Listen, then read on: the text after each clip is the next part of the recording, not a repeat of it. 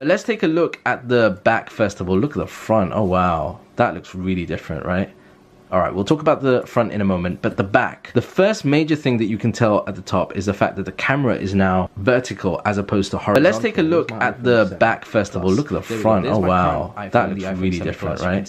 All right, we'll talk about the front in a moment, but the back. The first major thing that you can tell at the top is the fact that the camera is now vertical as opposed to horizontal. Where's my iPhone 7 Plus? There we go. There's my current iPhone, the iPhone 7 Plus. You can see that the camera arrangement is different. And also, on the current iteration of the iPhone, you have the LED flash here, whereas on the new one, it's kind of embedded within this camera unit. So that's one major difference. The second thing is the actual kind of look and material of this.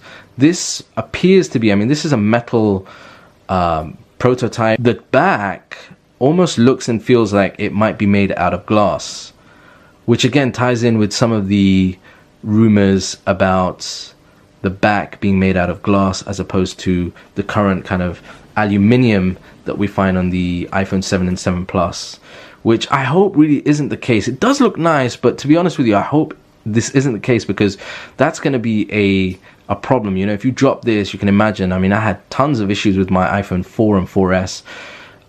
If you end up dropping this, then this is going to shatter very, very easily. So we'll have to wait and see if that's the case. It does look nice. It does look nice indeed.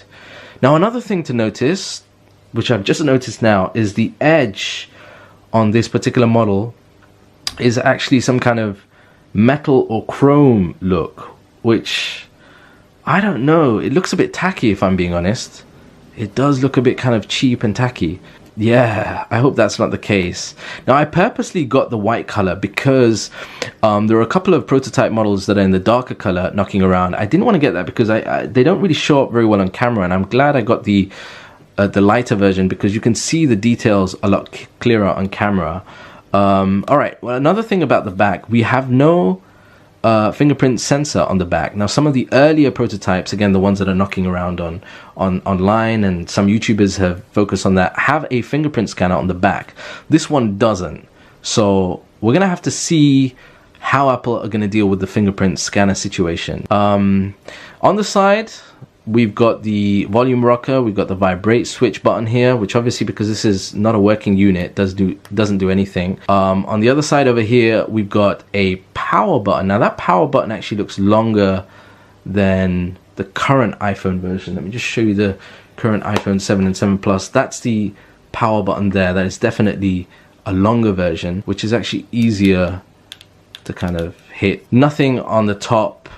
And then you have at the bottom, let me move this out of the way, nothing at the top, but at the bottom you've got the stereo speakers. Will we have stereo speakers at the top like the iPhone 7 and 7 Plus? We'll have to wait and see. And then you've got the lightning cable over there. Now, the front is, on this particular model, is really an updated front based on, again, rumors and leaks, but also the firmware related to the brand new, the upcoming HomePod has pretty much confirmed that this is the kind of front screen that we're going to get. We're going to get this kind of unit at the top that has, very interesting, not 1, 2, 3, 4, but yeah, so we're going to have what appears to be almost like 2 front cameras, what looks like a